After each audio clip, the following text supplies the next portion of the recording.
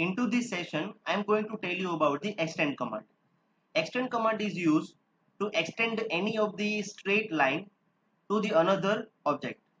For example, if I want to extend this line up to this object, then I can able to use the extend command. So let's get started. Here you can see into the trim window, in the modification window, you can find the extend command. First, I am going to select the extend. Now, into the object, first you need to select the object where you want to extend your line. The first I am selecting this line. Then you need to select those objects which you want to extend. For example, this line. Before that, you need to press the enter.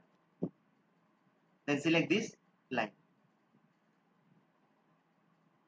As you can see, by using this command, you can extend this line up to this object. I am going to tell you another time. Extend command. I need to select this line.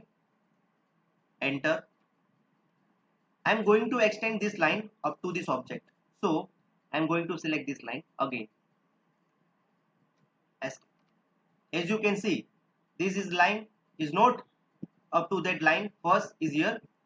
Now by using the extend command, this line is extended about this object. Thank you.